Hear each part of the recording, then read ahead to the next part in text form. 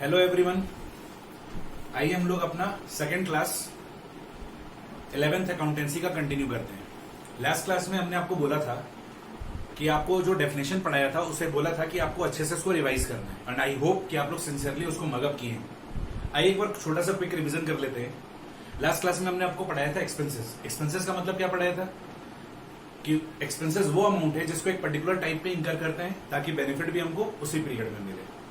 फिर हम लोग पढ़े थे एक्सपेंसेस टू टाइप्स का होता है, डायरेक्ट एक्सपेंसेस और इनडायरेक्ट एक्सपेंसेस। वो सारे का सारा खर्चा जो प्रोडक्शन और परचेज से रिलेटेड था वो डायरेक्ट एक्सपेंसेस था और जो खर्चा डायरेक्ट एक्सपेंसेस नहीं था वो इनडायरेक्ट एक्सपेंसेस था। फिर हमने आपको बताया था एक्सपेंसेस में दो सिचुएशन होता है, पेमेंट करते दौरान प्रीपेड भी हो जाता है और आउटस्टैंडिंग भी हो जाता है। तो आउटस्टैंडिंग एक्सपेंसेस का मतलब बताया था वो खर्चा जिसका हमने बेनिफिट ले लिया है पर पेमेंट नहीं किया है। और प्रीपेड एक्सपेंसेस का मतलब क्या बताया था, वो सारे का सारा खर्चा जिसका हमने पेमेंट कर दिया है पर बेनिफिट नहीं मिला है। फिर सेकेंडली हम लोग डेटर का डेफिनेशन पढ़े थे, वो पर्सन जिनको हम उधार में गुड्स और सर्विसेज देते हैं during normal course of business.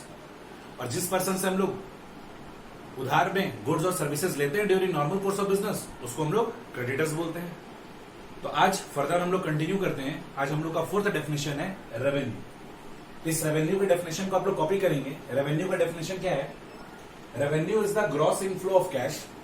Revenue is the gross inflow of cash, receivables or other considerations arising in the course of ordinary activities of an enterprise from the sale of goods, rendering of services and from various other sources like interest, royalties and dividends.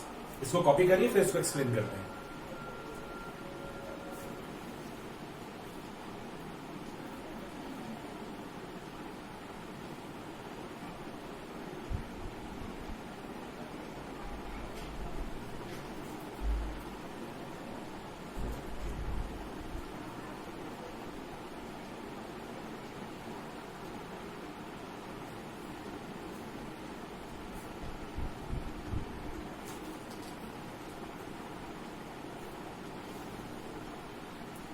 हाँ तो बच्चों, revenue का definition क्या देख रहे थे हम लोग? रेवेन्यू का डेफिनेशन था कि revenue is the gross inflow of cash, receivables और other consideration arising in the course of ordinary activities of an enterprise. Arising in the course of ordinary activities of an enterprise. ये enterprise का मतलब business है।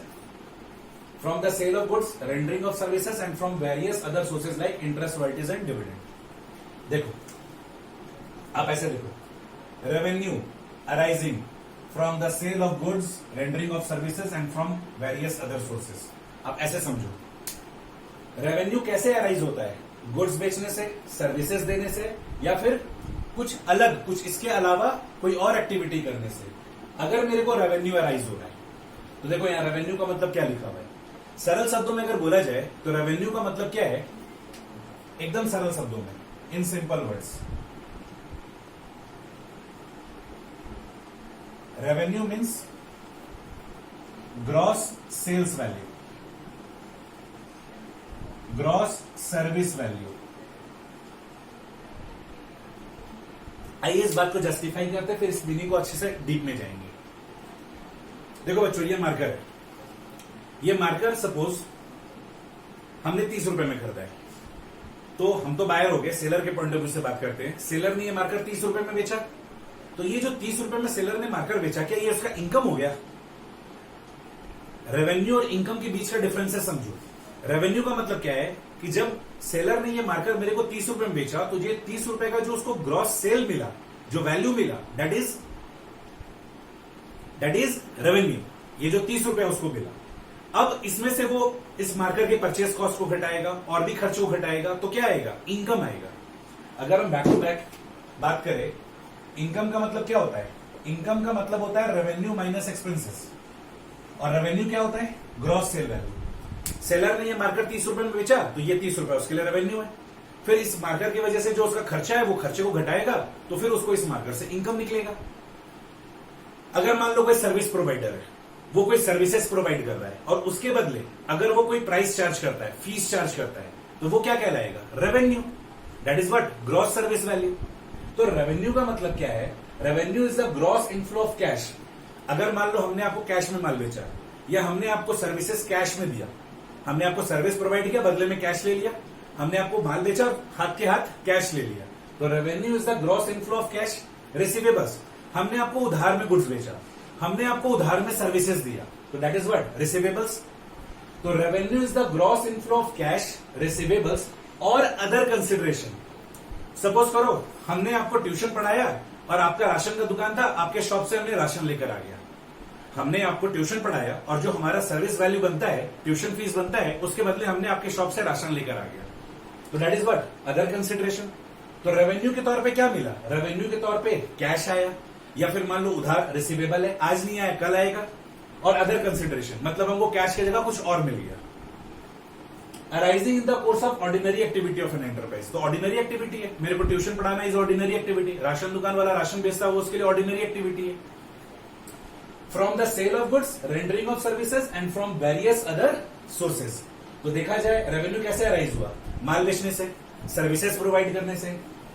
Other sources क्या हो सकता है? Other sources का अगर हम लोग बात करें तो जैसे मान लो हम लोग शेयर मार्केट में पैसा लगाते हैं, ठीक है, हम लोग इन्वेस्ट किए तो वहां से मेरे को डिविडेंड आया, इंटरेस्ट आया, हम इन्वेस्टमेंट किए, बैंक में एफडी करवा दिए तो वहां से मेरे को इंटरेस्ट इनकम आया। तो ये जो डिविडेंड मिला, इंटरेस्ट मिला, this all are what? This all are revenue. तो रेवेन्यू और इनकम के बीच में डिफरेंसेस होता है बच्चों। रेवेन्यू का मतलब इनकम नहीं समझना है। हमने आपको माल बेचा, बदले में जो प्राइस मिला दैट इज रेवेन्यू। हमने आपको सर्विसेज दिया, बदले में जो सर्विस वैल्यू मिला दैट इज रेवेन्यू। हमने आपको माल दिया, हमने आपको सर्विसेज दिया, बदले में आपने उसके बदले कैश की जगह कुछ और दे दिया, ठीक है। सपोज करो हमने आपको पढ़ाया, आपने ट्यूशन फीस की जगह हमें मोबाइल दे दिया। हमने आपको ट्यूशन पढ़ाया, आपने उसके बदले हमें गोल्ड दे दिया, तो these are what? Other consideration.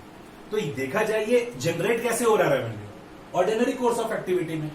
भाई मेरा नॉर्मल काम है ट्यूशन पढ़ाना, राशन दुकान वाले का नॉर्मल काम है राशन बेचना। From the sale of goods, rendering of services and from various other sources. अगर हम बैंक में एफडी करवा देते हैं तो वहां से इंटरेस्ट आ रहा है, that is investment, interest from investment. अगर हम शेयर बाजार में इन्वेस्ट कर देते हैं तो वहां से मेरे को डिविडेंड आता है, ठीक है। तो दीज आर व्हाट? रेवेन्यू। और अगर उन्हीं रेवेन्यू में से, जो लास्ट क्लास में हम लोग एक्सपेंसेस का डेफिनेशन पढ़े थे, अगर हम रेवेन्यू में से एक्सपेंसेस घटाते हैं तो ये क्या आता है? इनकम आता है। तो इसको कॉपी कर लो बच्चों। ये वाला मीनिंग नहीं लिखना है, ये वाला बस समझने के लिए बताए थे। एग्जाम के लिए ये 4 लाइन का डेफिनेशन आपको याद करना है और ये टेक्निकल डेफिनेशन कोट करना है। सरल शब्दों में तो इसका मतलब ये होता है, ठीक है, पर एग्जाम में ये लिखने से मार्क्स मिलेगा। तो रेवेन्यू का मतलब क्या है कि हमने जो माल बेचा उसका जो ग्रॉस सेल वैल्यू है, हमने जो सर्विसेज प्रोवाइड किया उसके बदले जो सर्विस वैल्यू मिला दैट इज रेवेन्यू। अगर हम बैंक में एफडी करवाते हैं तो वहां से जो मेरे को इंटरेस्ट मिलता है या मिलने वाला है दैट इज रेवेन्यू। हम शेयर बाजार में इन्वेस्ट करते हैं तो वहां से जो मेरे को इंटरेस्ट आना है दैट इज रेवेन्यू। लैंडलॉर्ड के पॉइंट ऑफ व्यू से बात करो, लैंडलॉर्ड के लिए रेवेन्यू क्या है? रेंटल, रेंट से जो पैसा आएगा। स्टाफ के लिए रेवेन्यू क्या है? सैलरी, उनको जो सैलरी मिलेगा। तो दीज आर रेवेन्यू। और फिर इन रेवेन्यू में से वो अपने खर्चे को घटाएंगे तो वो क्या बन जाएगा? इनकम। और अगर खर्चा नहीं है तो रेवेन्यू ही क्या बन जाएगा? इनकम। अब जैसे मान लो स्टाफ है, स्टाफ आ रहा है, हमसे सैलरी लेके जा रहा है, वो उसका रेवेन्यू है। पर वो मेरे पास जब आता है, काम करके जाता है, तो इस बीच उसका कोई खर्चा नहीं होता है, वो पैदल ही आता है, पैदल ही चला जाता है, उसका कोई खर्चा नहीं होता है, तो उसका रेवेन्यू क्या बन जाएगा? इनकम बन जाएगा। उस केस में एक्सपेंसेस क्या हो जाएगा? जीरो। हम बैंक में एफडी करवाए, हमको इंटरेस्ट आ रहा है, अब हमको इंटरेस्ट आ रहा है और मेरा उसके पीछे कोई खर्चा हुआ ही नहीं है, ठीक है, मेरा खुद का पैसा था। ऐसा भी होता है कि हमने बैंक से अपने बिजनेस के लिए लोन ले रखा है, ठीक है, अब मेरे पास पैसा फालतू पड़ा हुआ है, अभी मेरे बिजनेस में यूज नहीं हो रहा, तो हम बैंक में एफडी करवा दिए। तो उस केस में क्या है? उसी पैसे पर हम उधर ब्याज भी दे रहे हैं और उसी पैसे से इधर हम ब्याज भी कमा रहे हैं। तो ऐसा भी हो सकता है। तो होने को बहुत कुछ हो सकता है बच्चों, लेकिन अभी अपने आप को ज्यादा कॉम्प्लिकेट नहीं करते, परेशान नहीं करते। सरल शब्दों में ये समझो कि जो मेरा ग्रॉस अर्निंग है, जो मेरा ग्रॉस इनफ्लो है, इस वर्ड पे फोकस करो। ग्रॉस इनफ्लो है, ग्रॉस इनफ्लो है, माल बेच के जो पैसा आया या आने वाला है, सर्विसेज देके जो पैसा आया या आने वाला है, या फिर कोई और एक्टिविटी करके जो पैसा आने वाला है, उसको अपने क्या बोलेंगे? रेवेन्यू बोलेंगे। That's it. और उस रेवेन्यू में से आप अपने खर्चे को घटाओगे तो उसको इनकम बोलेंगे। इसको टेक्निकली आप ऐसे भी बोल सकते हो, excess of revenue over expenses is called income. Copy कर लीजिए इसको।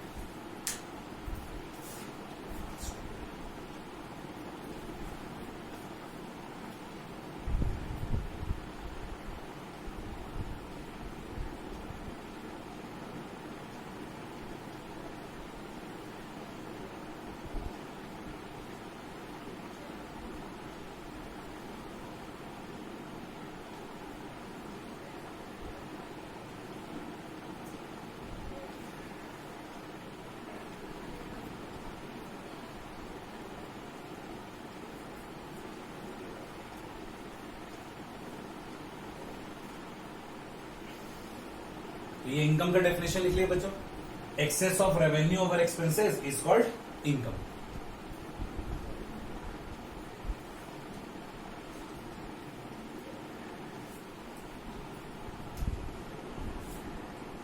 इनकम में भी टाइप्स होता है, ठीक है, एक को बोलते हैं प्रॉफिट और एक को बोलते हैं गेन। बचपन में आप लोग पढ़े हो कि प्रॉफिट और गेन एक ही होता है, लेकिन आज आप लोग को पता चलेगा कि अपने कॉमर्स में प्रॉफिट और गेन में डिफरेंसेस होता है। रेगुलर एक्टिविटी से होने वाला benefit, benefits from regular activity, regular activity से होने वाला बेनिफिट को प्रॉफिट बोला जाता है, ठीक है। हम बिजनेस कर रहे हैं तो बिजनेस में क्या होगा, बेनिफिट होगा। इट बेनिफिट पॉजिटिव भी हो सकता है और नेगेटिव भी हो सकता है। पॉजिटिव बेनिफिट हुआ तो प्रॉफिट बोल रहे हैं, और नेगेटिव बेनिफिट हुआ तो उसी को क्या बोलेंगे, लॉस। तो रेगुलर एक्टिविटी से जो मेरे को फायदा हुआ उसको क्या बोल रहे हैं, प्रॉफिट, और रेगुलर एक्टिविटी से जो नुकसान हो जाए उसको बोलेंगे लॉस। गेन क्या होता है, बेनिफिट्स फ्रॉम इरेगुलर एक्टिविटी।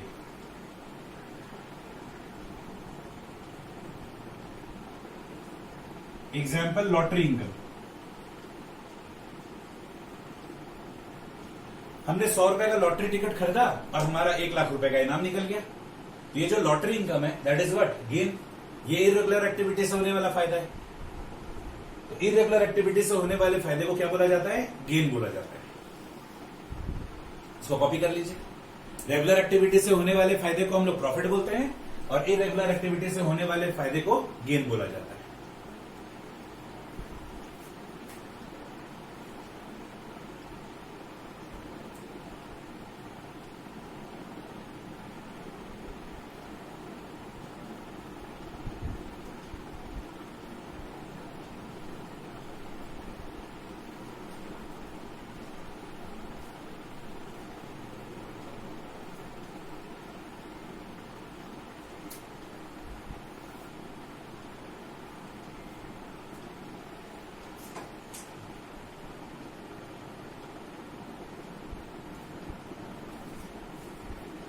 आगे बढ़ते बच्चों। अब जैसे लास्ट क्लास में हम लोग एक्सपेंसेस में पढ़े थे कि सिचुएशन के अकॉर्डिंगली एक्सपेंसेस में 2 सिचुएशन हो जाता था। क्या क्या था, आउटस्टैंडिंग और प्रीपेड। वैसे इनकम में भी कभी कभी 2 तरह का सिचुएशन हो जाता है, ठीक है। अगर हमको जितना पैसा मिलना था, अगर पूरा का पूरा पैसा मिल गया, पूरा का पूरा कमाई हो गया तो वेल एंड गुड। लेकिन कभी कभी हो जाता है कि कमाई पूरा होता भी नहीं है और कभी कभी एक्स्ट्रा कमाई भी हो जाता है। कहने का मतलब क्या है कि रिसिप्ट पॉइंट ऑफ व्यू से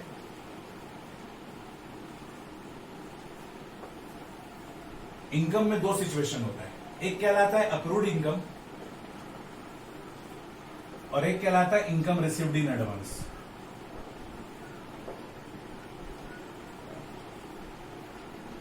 बच्चों एक चीज समझ लो क्लियरली, जो हम अभी कहना चाह रहे हैं आपको, वो ये कि जैसे क्लास 11th में जो हम आपको डेफिनेशन पढ़ा रहे हैं, ऐसा नहीं है कि एकदम 100% कंप्लीट डेफिनेशन है।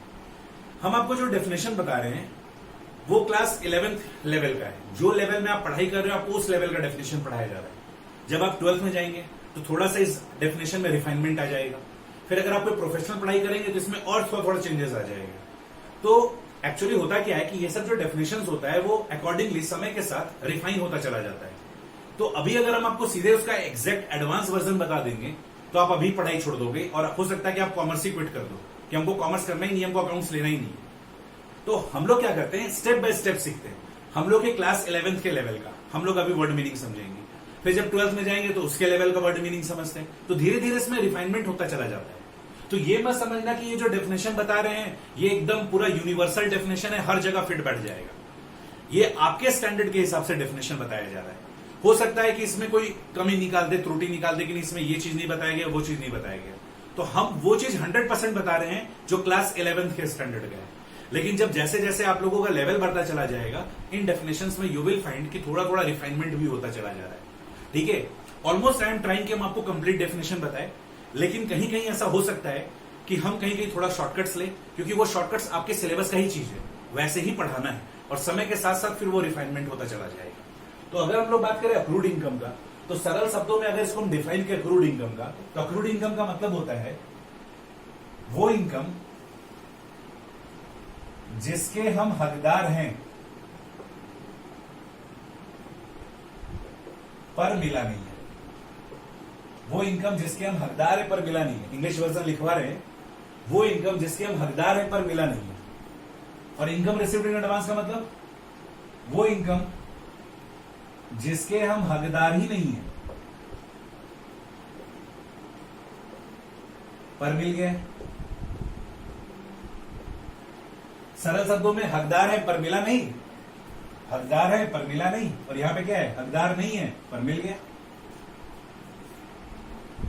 ये सब कीवर्ड्स आपको हेल्प करेगा जब हम लोग अकाउंटिंग इक्वेशन पढ़ेंगे, नेक्स्ट प्रैक्टिकल चैप्टर पढ़ेंगे तब। जैसे आउटस्टैंडिंग एक्सपेंसेस का मतलब हम आपको क्या बताए थे, वो खर्चा जिसका आपको बेनिफिट मिल चुका है पर आपने पेमेंट नहीं किया। तो अब ये वर्ड अगर याद करोगे तो उस चैप्टर में सुख पाओगे। प्रीपेड एक्सपेंसेस का मतलब क्या था, वो खर्चा जिसका हमने पेमेंट कर दिया पर बेनिफिट नहीं मिला है। उसी तरीके से अक्रूड इनकम, ये कीवर्ड्स याद करो तो आपको वो प्रैक्टिकल चैप्टर में हेल्प होगा। अक्रूड इनकम का मतलब वो इनकम जिसके हम हकदार है पर मिला नहीं है। ठीक है, एक्चुअली अक्रूड इनकम का दो डेफिनेशन होता है और दोनों ही लिखना होता है। अक्रूड इनकम का डेफिनेशन होता है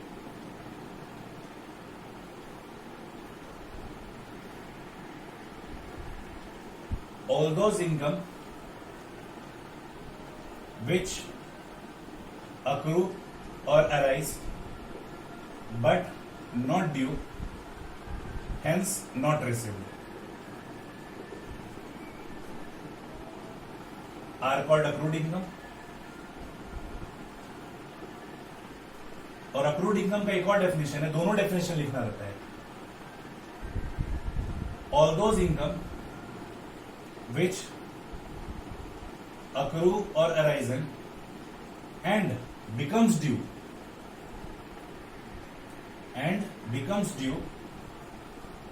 but not received are called accrued income। आप ये दोनों डेफिनेशन कॉपी करो, हम एक्सप्लेन करते हैं।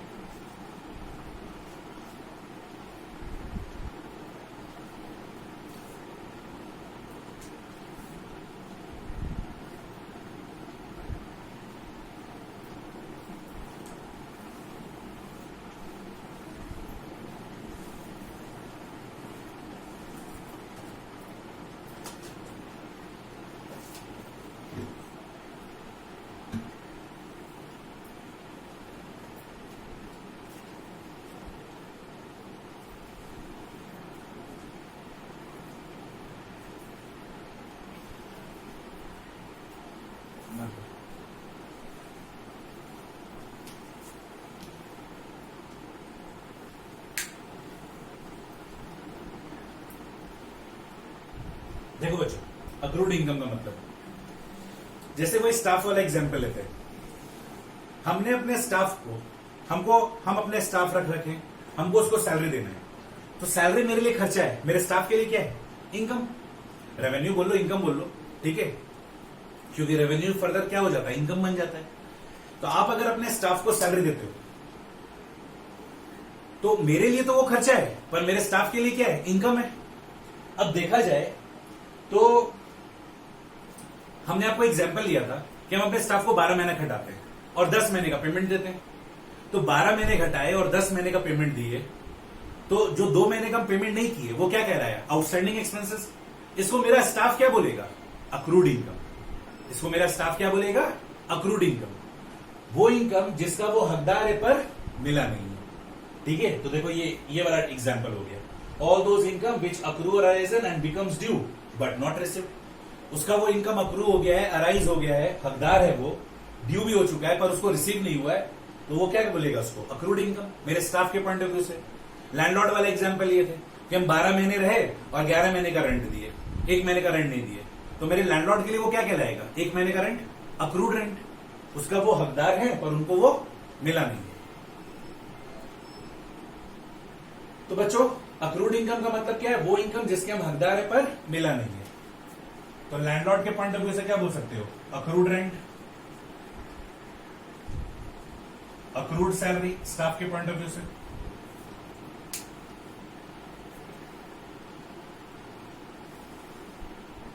अब इसके बारे में बात करते हैं। All those income which accrue और arise but not due hence not received. देखो बच्चों, जैसे मान लो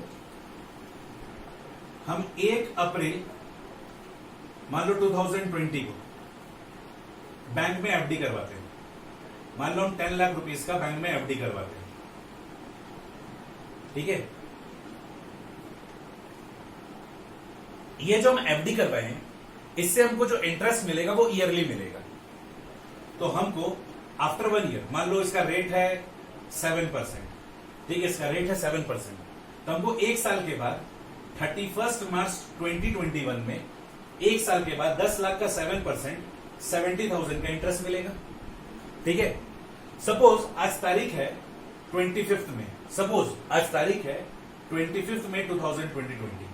तो बच्चों को एक बात बताओ, हम 1 अप्रैल को बैंक में एफडी करवाए थे, आज अगर तारीख है 25 में 2020, तो इस केस में इतने दिनों तक जो हमने बैंक में एफडी कंटिन्यू किया, इसमें इंटरेस्ट बना होगा कि नहीं बना होगा?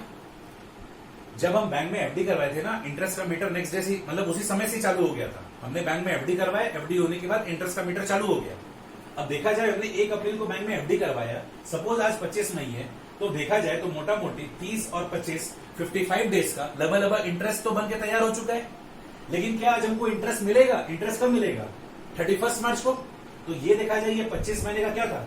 इनकम अक्रू और अराइज, लेकिन ड्यू नहीं हुआ है। ड्यू कब होगा? 31 मार्च को, इसलिए आज रिसीव नहीं हुआ है। तो अगर आप अक्रूड इनकम का कॉमन बात करोगे ना, तो एक डेफिनेशन ये कहता है कि ड्यू नहीं हुआ है इसलिए रिसीव नहीं हुआ है, और दूसरे जगह क्या बोलता है कि ड्यू हो चुका है लेकिन रिसीव नहीं हुआ है। तो यहां पर दोनों जगह डेफिनेशन देखो, दोनों में कॉमन बात क्या है? अक्रूड और अराइज, कि दोनों केस में इनकम क्या हो जा रहा है? अक्रू हो जा रहा है, अराइज हो जा रहा है।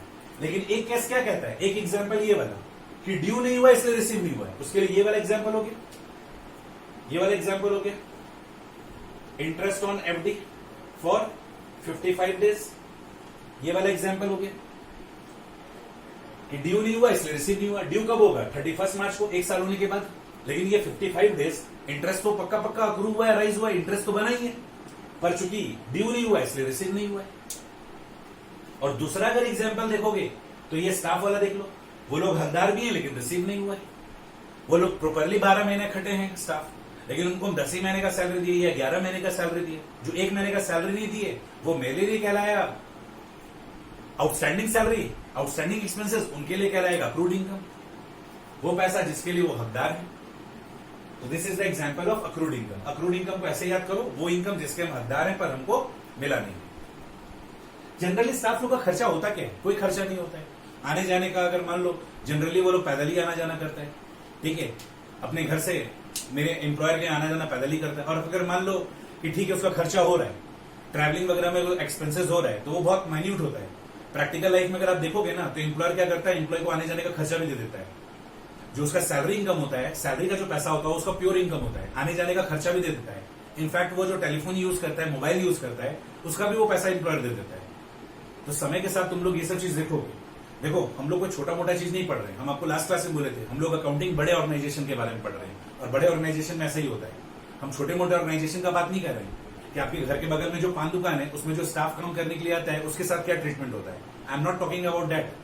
हम उसके बारे में बात कर रहे हैं जो रिलायंस में जॉब करता है, ठीक है। तो वहां पर स्टाफ को आने जाने का खर्चा भी अलग से दे दिया जाता है।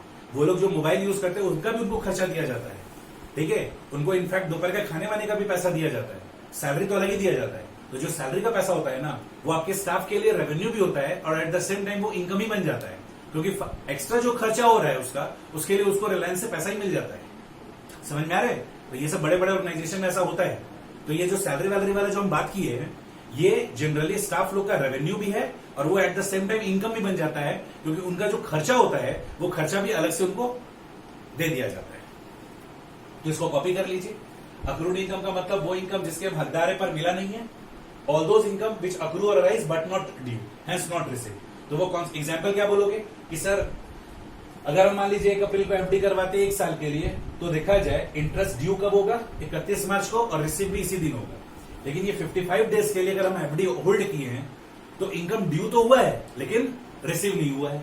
वही लिखा हुआ है कि क्या बोलते हैं, ये जो 55 डेज था इसका इंटरेस्ट ड्यू नहीं हुआ। इंटरेस्ट ड्यू कब होगा? 1 साल के बाद। तो ये जो 55 दिन था, ये 55 दिन का जो इंटरेस्ट था वो अक्रू हुआ है, अराइज हुआ है। ये 55 डेज का जो इंटरेस्ट था वो अक्रू हुआ है, अराइज हुआ है, लेकिन ड्यू नहीं हुआ है। ठीक है, ड्यू कब होगा? 1 साल के बाद। तो ये जो 55 डेज का इंटरेस्ट था ये अक्रू हो गया, अराइज हो गया, लेकिन ड्यू नहीं हुआ है। ड्यू होगा 1 साल के बाद, इसलिए पैसा रिसीव नहीं हुआ है। और इसका एग्जाम्पल बोलोगे कि जो ड्यू भी हो गया लेकिन रिसीव नहीं हुआ है, उसका एग्जाम्पल क्या होगा कि हमने अपने स्टाफ को 12 महीने खटाया पर 11 महीने का सैलरी दिया, तो जो 1 महीने का सैलरी नहीं दिए वो उनके लिए क्या कहलाएगा? Accrued income. इसको कॉपी कर लीजिए, फिर इनकम रिसीव्ड इन एडवांस का बात करते हैं।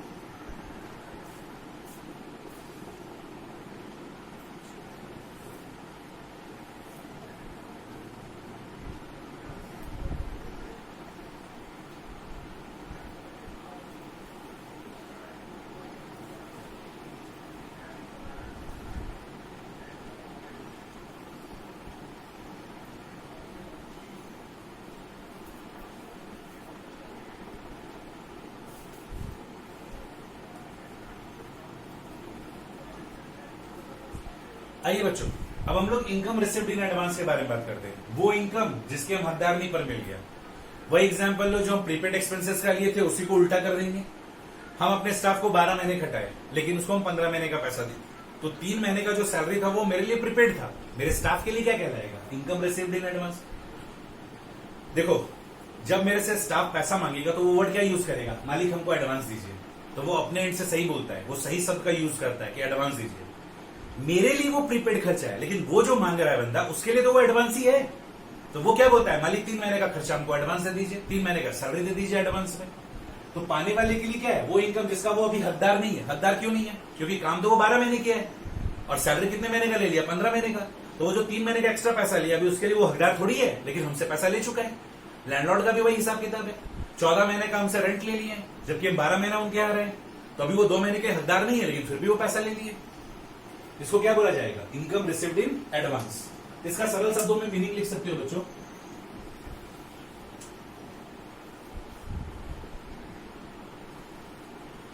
ऑल दोज इनकम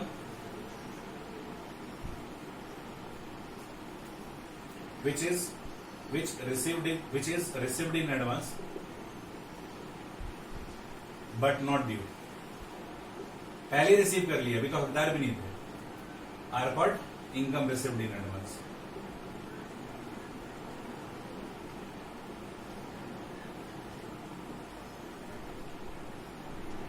इसका एग्जाम्पल क्या होगा? स्टाफ के पॉइंट ऑफ व्यू से सैलरी रिसीव्ड इन एडवांस,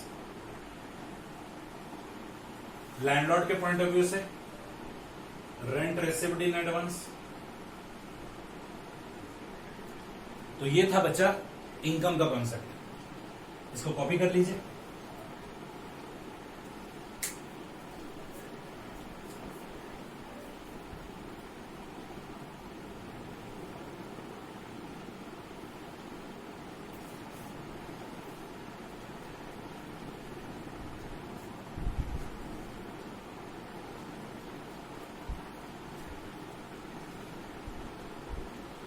तो बच्चों, आज के क्लास में क्या पढ़े?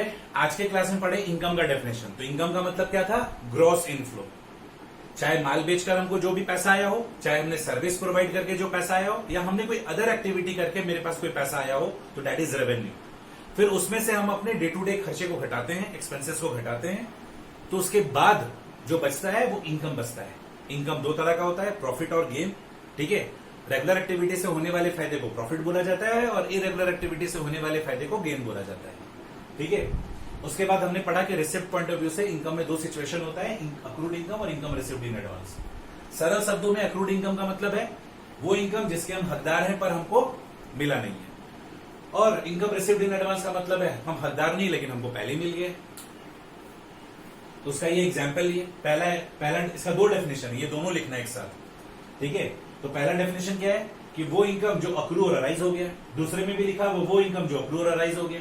तो पहला और दूसरा इसी का डेफिनेशन में क्या डिफरेंसेस है? मतलब सोचो, अक्रूड इनकम का 2 डेफिनेशन दिया गया और दोनों डेफिनेशंस में एक छोटा छोटा डिफरेंसेस डाल दिया गया, लेकिन ये दोनों का दोनों डेफिनेशन होता है। इसका दोनों को दोनों एक साथ पुट करना है आपको डेफिनेशन। आप अलग अलग नहीं लिख सकते, आपको ये भी डेफिनेशन लिखना है और आपको ये भी डेफिनेशन लिखना है। मतलब एग्जाम में आपसे अगर अक्रूड इनकम पूछा जाए तो पॉइंट नंबर ए ये लिखना, पॉइंट नंबर बी ये लिखना। समझ में आया? तो अक्रूड इनकम का मतलब क्या है? वो इनकम जो ड्यू नहीं हुआ इसलिए रिसीव नहीं हुआ है। और दूसरा एग्जांपल ये भी है कि जो ड्यू, दूसरा डेफिनेशन ये भी है कि जो ड्यू हो गया है और इसलिए रिसीव भी नहीं हुआ है। तो वो इनकम जो ड्यू नहीं हुआ है इसलिए रिसीव नहीं हुआ है, उसका एग्जांपल क्या था? Bank FD. हमने 1 साल के लिए एफडी करवाया तो इंटरेस्ट कब मिलेगा? 1 साल के बाद। लेकिन अगर हम 55 डेज के बाद, 60 डेज के बाद देखा जाए तो इंटरेस्ट तो मेरा बनके तैयार हो गया है, पर ड्यू नहीं हुआ है इसलिए रिसीव नहीं हुआ है। और ये वाला जो है कि ड्यू हो गया लेकिन रिसीव नहीं हुआ, इसका एग्जांपल था भाई स्टाफ वाला, कि मेरा स्टाफ हमसे 15 महीने का सैलरी ले लिया, 12 महीना खटा है, तो 3 महीने का वो हकदार नहीं है, फिर भी हमसे वो पैसा ले चुका है। और सॉरी, गड़बड़ हो गया, ये नहीं। इसका मतलब क्या था कि क्या बोलते हैं, स्टाफ को हम अपने 12 महीना खटाए और 12 महीना खटाने के बाद 10 महीने का सैलरी दिए, तो जो 2 महीने का सैलरी नहीं दिए वो क्या कहलाया? स्टाफ के लिए अक्रूड सैलरी। और अगर 15 महीने का वो हमसे सैलरी ले लेता है तो जो 3 महीने का सैलरी हमसे वो क्या बोलते हैं एक्स्ट्रा ले लिया, that is what? Income received in advance. इसको कॉपी कर लीजिए, फिर हम लोग आगे बढ़ते हैं।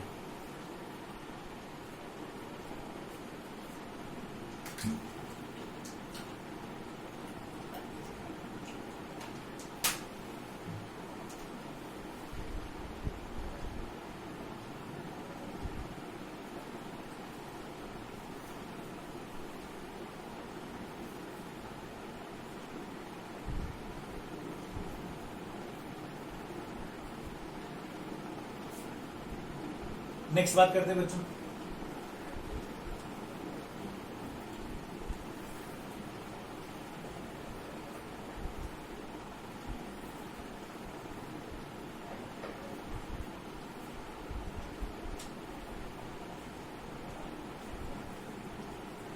Capital. The fund invested bye owner towards his business is called capital.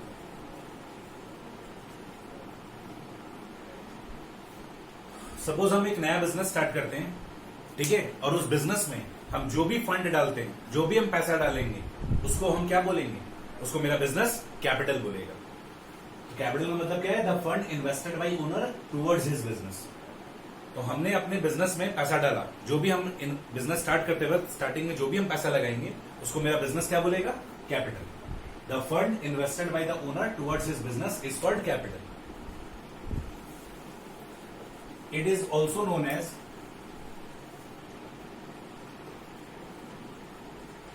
Net worth और ओनर इक्विटी। इसका 2 और नाम होता है बच्चों, इसको नेटवर्थ भी बोला जाता है और ओनर इक्विटी भी बोला जाता है। कॉपी कर लीजिए।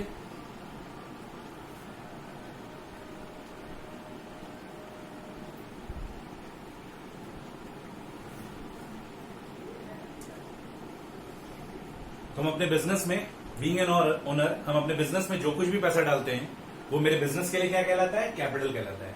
कैपिटल का दूसरा नाम क्या है? नेटवर्थ या फिर ओनर्स इक्विटी।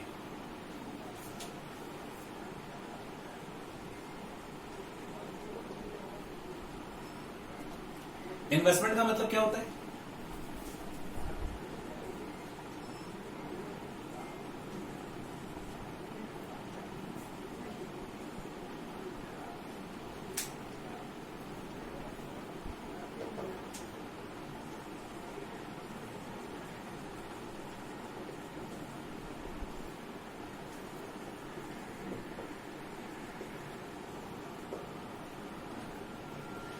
अगर हम अपने बिजनेस में पैसा लगा रहे हैं तो उसको कैपिटल बोलते हैं, लेकिन अगर हम पैसा बिजनेस के बाहर लगा रहे हैं, द सरप्लस फंड लिखो।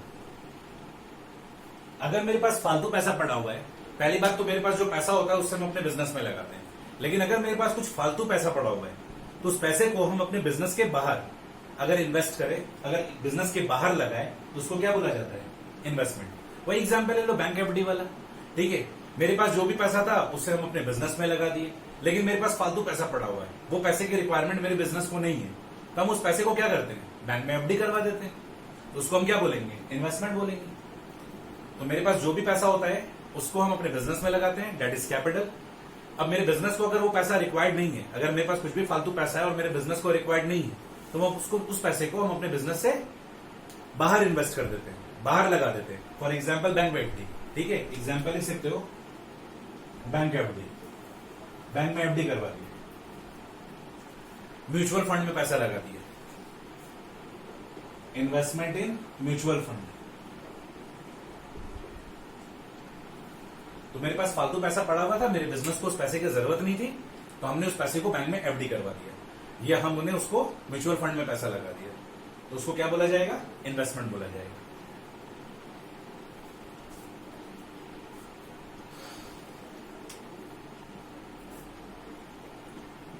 पॉइंट नंबर 8, एक वर्ड होता है बच्चों ड्राइंग्स। ड्राइंग्स का मतलब क्या होता है? एनी अमाउंट और goods withdrawn by owner for his personal use is called drawings। ठीक है, सपोज करो बच्चों मेरे राशन का दुकान है, मेरे को कपड़ा खरीदना है, तो हम क्या करेंगे?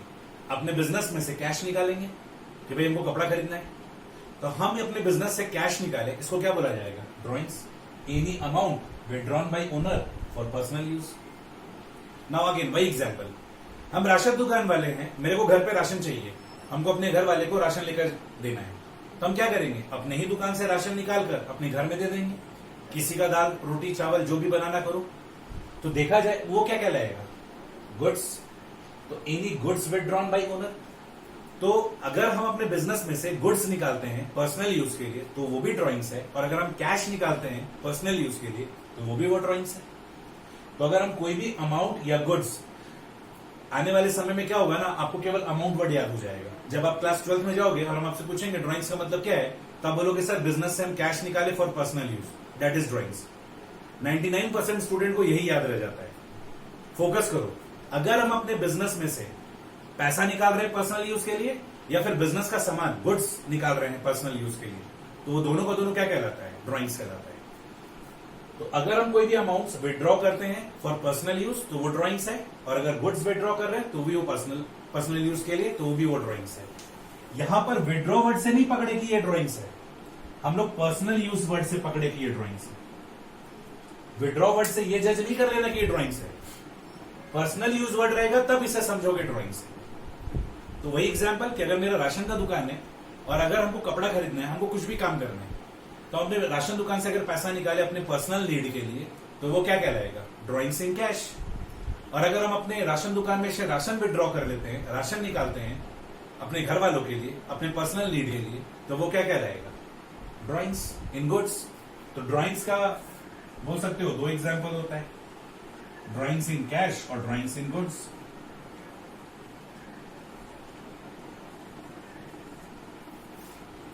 तो एनी अमाउंट और goods withdrawn bye owner for his personal use is called drawings. तो कोई भी अमाउंट या गुड्स विड्रॉ करेंगे ओनर पर्सनल यूज के लिए, तो उसको ड्रॉइंग्स बोला जाएगा। इसको कॉपी कर लीजिए।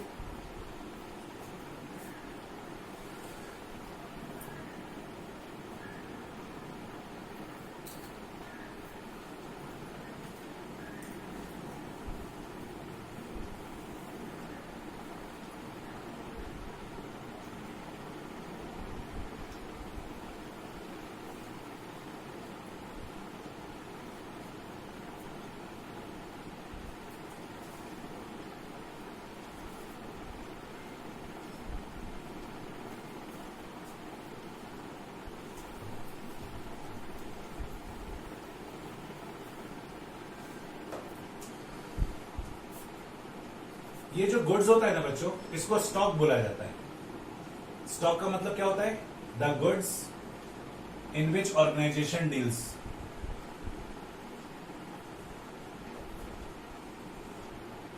Are called stock.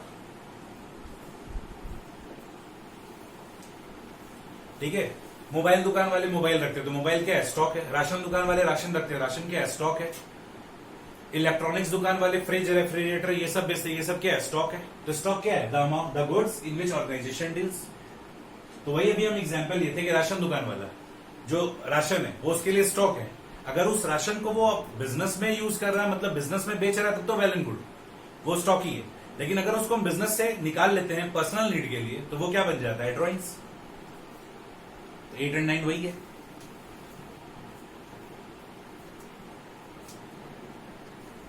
Next point number 10, एक वर्ड होता है बैड डेट्स। बैड डेट्स क्या होता है बच्चों? लास्ट क्लास में पढ़े थे डेटर्स। डेटर्स का मतलब था वो पर्सन जिनको हम उधार में गुड्स और सर्विसेज दिए during normal course of business. अब हमने उधार तो दे दिया, अब अगर हमको उनसे पैसा नहीं मिला तो उसको हम क्या बोलेंगे? Bad debts. तो बैड डेट्स क्या होता है? The amount which becomes irrecoverable from debtors are called bad debts। और इसको आप क्या बोल सकते हो? It is loss to the business. ये बिजनेस के लिए नुकसान है। आप उधार में माल बेचते हो, अच्छी बात है, पर साथ साथ में ये रिस्क भी होता है कि आपका पैसा क्या हो सकता है? डूब सकता है। तो बैड डेट का मतलब क्या होता है? The amount which becomes irrecoverable from debtors are called bad debts. ये बिजनेस के लिए लॉस भी हो सकता, लॉस होता है। कॉपी कर लीजिए बच्चों।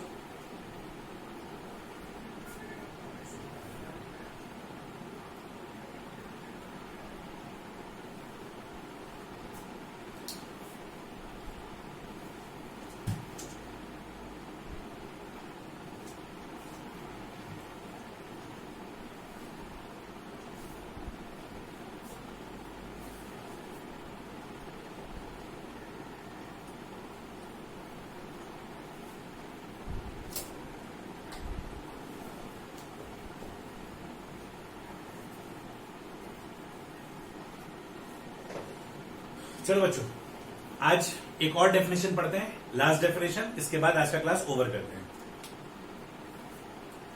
Point number 11, discount.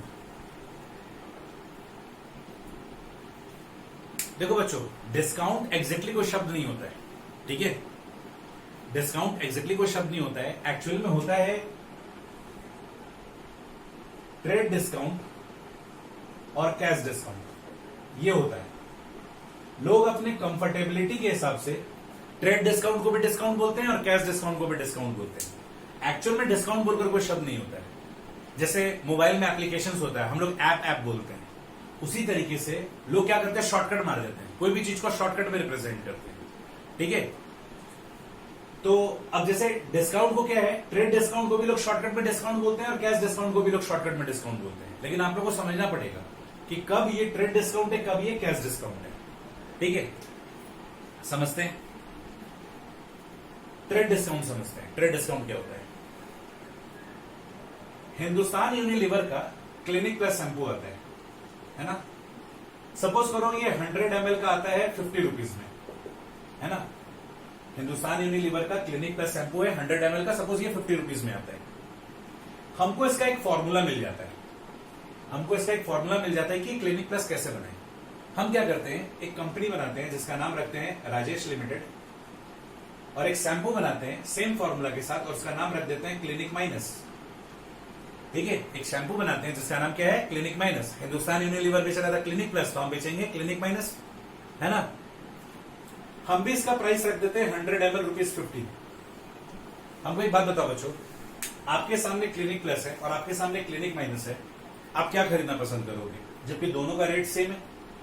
But obvious आप लोग बोलोगे सर क्लिनिक प्लस खरीदेंगे, इसका तो नाम भी खतरनाक है, माइनस। एक तो ऐसे ही इस ब्रांड के बारे में हम लोग को पता नहीं, ऊपर से नाम में लिखा हुआ माइनस। हम ये शैम्पू खरीदेंगे ताकि मेरा हेयर का ग्रोथ अच्छा हो, और इसके नाम में माइनस लिखा हुआ, क्या पता मेरा हेयर का ग्रोथ ही ना हो, जो है थोड़ा बहुत बाल वो भी चला जाए, तो ये तो नुकसान हो सकता है ना आप लोगों को। तो हम क्या करते हैं, हिंदुस्तान यूनिलीवर के फॉर्मूला के साथ क्लिनिक माइनस बेचते हैं 100 ml का 50 रुपए में, खूब बेचने की कोशिश कर रहे हैं, कोई खरीदने नहीं आ रहा है, अब हम क्या करते हैं, इस 100 ml का दाम तो 85 रुपए रख रहे हैं और हम बाजार में खड़ा होकर हल्ला कर रहे हैं, ठीक है, कि एक क्लिनिक माइनस शैंपू लो 100 ml का 30 रुपए में। दाम अभी भी 85 रखा हुआ है, लेकिन अब हम अनाउंस करके बेच रहे हैं ये शैम्पू 30 रुपए, ये शैम्पू 30 रुपए, ये शैम्पू 30 रुपए। अब बताओ क्या इक्का दुक्का ग्राहक मिलेगा कि अभी भी मेरे को ग्राहक नहीं मिलेगा? अब हमको ग्राहक मिलेगा। ये क्लिनिक प्लस हिंदुस्तान यूनिलीवर का जो 50 रुपए का था, अगर हम क्लिनिक माइनस 50 रुपए का सेम फॉर्मूला में बेच रहे हैं, अगर मान लो इसमें हम क्वालिटी एडिशन भी कर दिए तो भी ये नहीं बिकता, लेकिन अगर हम 30 रुपए में कर दिए ना तो शायद कुछ ग्राहक अट्रैक्ट हो जाए कि यार बोला जा रहा सेम फॉर्मूला है और उससे थोड़ा अच्छा ही है, 30 रुपए में दिया जा रहा है, चलो ट्राई करते हैं। और अगर वो लोग ट्राई करते हैं और मेरा प्रोडक्ट ट्रिगर कर जाता है तब तो मेरा भयंकर डिमांड हो जाएगा। तो ये जो क्लिनिक माइनस है ये कितने बेच रहे हैं? 30 रुपए में। तो ये जो 20 रुपए का डिस्काउंट दिया ना, that is trade discount. Trade discount क्या होता है? The discount given to promote product.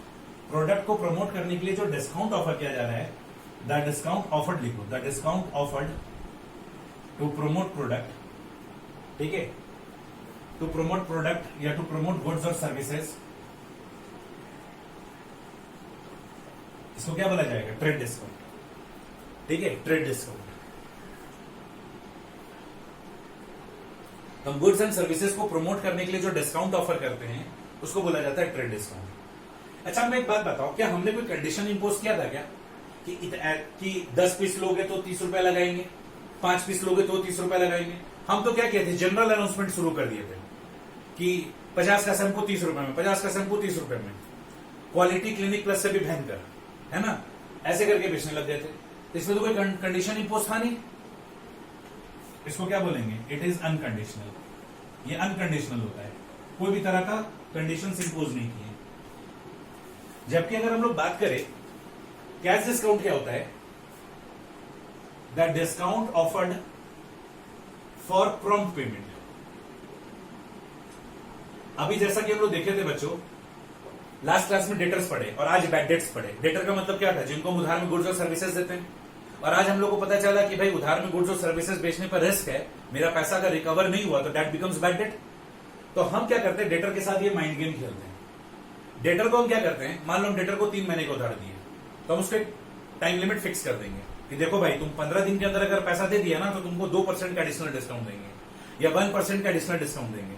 That is what? Cash discount. और ये डिस्काउंट देने से, ठीक है, the discount offered for prompt payment. समय प्रॉम्प्ट पेमेंट मतलब जल्दी पैसा। तो ये पेमेंट देने से क्या होगा? मेरा बैड डेट का रिस्क खत्म हो जाएगा। तो ये जो कैश डिस्काउंट होता है, ये डेटर के साथ हम लोग माइंड गेम खेलते हैं। हम डेटर को बोलते हैं समय से पहले पैसा दे दो, डिस्काउंट ले जाओ ताकि मेरा बैड डेट ना हो। देखो बच्चों, बैड डेट को अच्छे से समझो। अगर मान लो हम किसी को 10 लाख रुपए का माल बेचे, ठीक है, उधार में बेचे 10 लाख रुपए का माल, तो क्या हम 10 लाख रुपए कमा रहे हैं? अगर हम किसी को 10 लाख रुपए का माल बेचे हैं, ये 10 लाख मेरा क्या है? रेवेन्यू है। उस 10 लाख का माल जो हम उसको सप्लाई किए होंगे उसका मेरा खर्चा भी पड़ा होगा, और मान लो इसका खर्चा पड़ा मेरा 9.5 लाख रुपए, ये मेरा एक्सपेंसेस है। उस सामान का कॉस्ट और अदर खर्चा मिलाकर मेरा टोटल खर्चा कितना है? 9.5 लाख रुपए। तो हम कमा कितना रहे हैं? 50,000 रुपए। तो हम 50,000 रुपए कमाने के लिए 10 लाख रुपए फंसाए। ये 50,000 रुपए कमाने के लिए 9.5 लाख रुपए फंसाए हैं। ये 9.5 लाख रुपए का चीज हम उधार में दिए हैं कि हमको फ्यूचर में इसके बदले 10 लाख रुपए मिलेगा।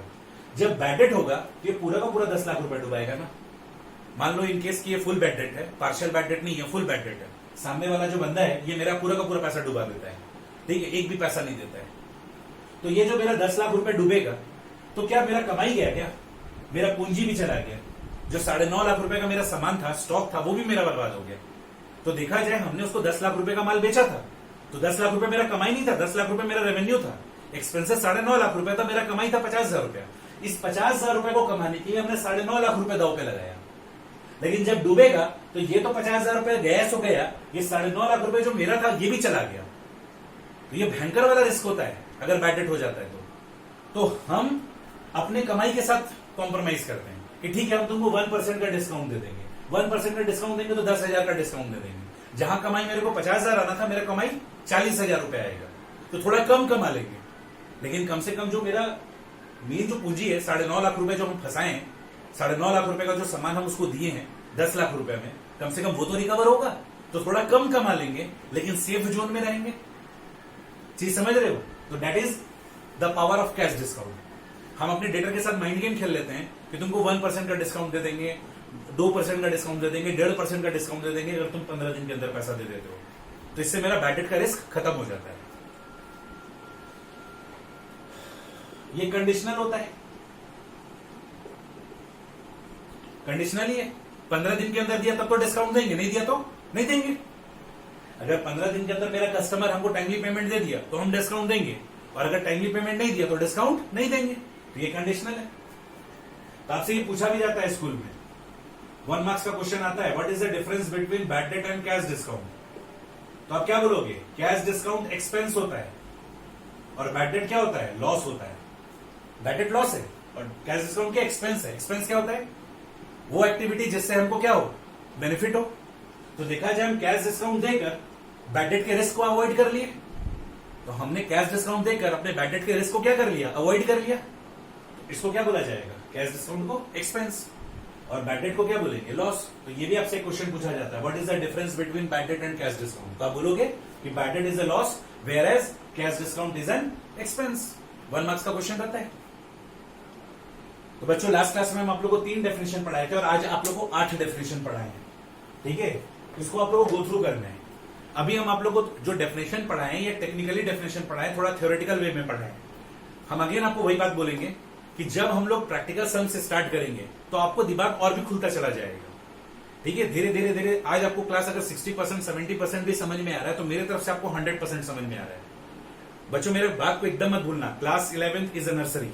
आप नर्सरी क्लास में हो, चीजों को समझने में थोड़ा वक्त लगता है, इसलिए ऐसा मत समझना कि आपको समझने में दिक्कत हो रहा है, हमको पूरा समझ में आना चाहिए, ऐसा जरूरी नहीं है। अगर आपको कल का क्लास, आज का क्लास कुल मिलाकर अगर आपको 60-70% समझ में आ गया तो आप 100% वाले समय में हो, क्योंकि जब हम लोग सम्स बनाएंगे ना तो क्लैरिटी और आता चला जाएगा, ठीक है। Once we start solving the sums, आपको धीरे धीरे इसका इंपॉर्टेंस, इसका मीनिंग समझ में आना शुरू हो जाएगा। डायरेक्टली हम लोग इसका मीनिंग को डिस्कस नहीं कर सकते थे सम्स के साथ में, ग्रेजुअली डिस्कस करने के बाद जब सम्स बनाएंगे तो ज्यादा अच्छा लगा, समझ में आएगा।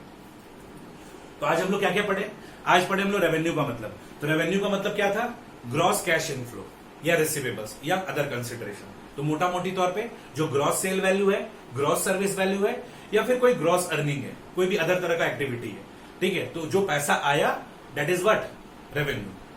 क्या चीज से पैसा आता है, सेल ऑफ गुड्स से, रेंडरिंग ऑफ सर्विसेज से, या फिर कोई अदर एक्टिविटी से। तो जो पैसा आया या आने वाला है उसको हम लोग क्या बोलेंगे, रेवेन्यू बोलेंगे।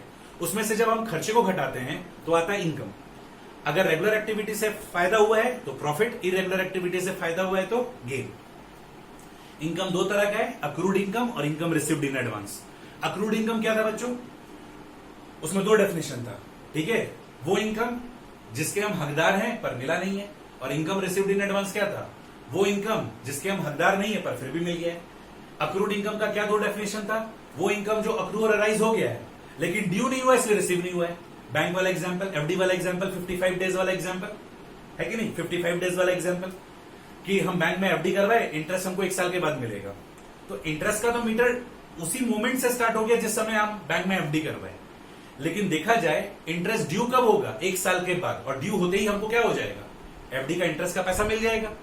बट द थिंग इज कि 55 दिन बीत जाने के बाद इनकम के लिए इनकम तो बन के तैयार तो हो ही गया है, ऑल्दो ड्यू नहीं हुआ इसलिए रिसीव नहीं हुआ है। तो वो 55 दिन अक्रू और अराइज तो हुआ, लेकिन ड्यू कब होगा, 31 मार्च को, साल खत्म होने के बाद, तो रिसीव भी तभी होगा। और दूसरा एग्जाम्पल हम लोग पढ़े कि क्या बोलते हैं, ड्यू भी हो चुका था लेकिन रिसीव नहीं हुआ। जैसे स्टाफ वाले के पॉइंट ऑफ व्यू से एग्जाम्पल पढ़े कि हम उसको 12 महीने घटाए, 11 महीने का सैलरी दिए, 1 महीने का नहीं दिए तो उसके लिए वो अक्रूड सैलरी था। इनकम रिसीव्ड इन एडवांस में वही स्टाफ वाला एग्जांपल, 12 महीने घटाए, 15 महीने का पैसा दे दिए, तो 3 महीने का जो एक्स्ट्रा पैसा दिए थे इनकम रिसीव्ड इन एडवांस। उसके बाद हम लोग क्या बोलते हैं, स्टॉक का उसके बाद हम लोग किसका डेफिनेशन देखे थे, हम लोग स्टॉक का भी डेफिनेशन देखे। स्टॉक का मतलब क्या था, the goods in which organisation deal is called what, stock. हम लोग कैपिटल का डेफिनेशन देखे थे कि the fund invested by the owner towards his business is called capital. फिर हम लोगों ने इन्वेस्टमेंट का भी डेफिनेशन देखा था कि वो पैसा, वो फालतू पैसा जो मेरे बिजनेस को रिक्वायर्ड नहीं है, अगर हम अपने बिजनेस के बाहर इन्वेस्ट कर देते हैं दैट इज इन्वेस्टमेंट। फिर हम लोगों ने ड्राइंग्स का डेफिनेशन पढ़ा था कि एनी अमाउंट और goods withdrawn bye the owner for personal use is called what, drawings. अगर हमको अपने बिजनेस से पर्सनल नीड के लिए पैसा निकाले तो भी ड्राइंग्स, और गुड्स निकाले तो भी ड्राइंग्स। फिर स्टॉक का मतलब पढ़ ही लिए थे। उसके बाद हम लोग बैड डेट का मतलब पढ़े कि अगर आप डेटर को उधार पे गुड्स और सर्विसेज देते हो और अगर वो आपको पैसा नहीं देता है तो that is what, that irrecoverable amount, that is unrecoverable amount, irrecoverable amount, वो क्या कहलाता है? Bad debt. फिर उसके बाद हम लोग ये डिस्काउंट का मीनिंग पढ़े कि अगर हम अपने गुड्स और सर्विसेज को प्रमोट करने के लिए जो डिस्काउंट ऑफर करते हैं उसको ट्रेड डिस्काउंट बोलते हैं, और ये अनकंडीशनल होता है। और अगर हम अपने कस्टमर से समय से पहले पैसा रियलाइज करने की कोशिश करते हैं कि जल्द से जल्द मेरा पैसा रिकवर हो जाए, तो जो हम डिस्काउंट उसको ऑफर करते हैं वो बोलते हैं कैश डिस्काउंट, और ये कंडीशनल होता है। मेरे बताए गए टर्म्स एंड कंडीशन के हिसाब से अगर वो पेमेंट देगा तो डिस्काउंट देंगे, नहीं पेमेंट देगा तो हम डिस्काउंट नहीं देंगे। और आप लोग से bad debt versus cash discount का डेफिनेशन पूछा जाता है, तो बैड डेट का मतलब क्या है? लॉस, ये लॉस है। और कैश डिस्काउंट क्या है? ये एक्सपेंस है, क्योंकि वो एक्टिविटी है जिसके करने से फ्यूचर में क्या होगा? फायदा होगा। तो आज के लिए इतने बच्चों, थैंक यू। प्रॉपरली इसको ये 11 डेफिनेशन को रिवाइज करना। मिलते हैं बच्चों नेक्स्ट क्लास में। Thank you everyone.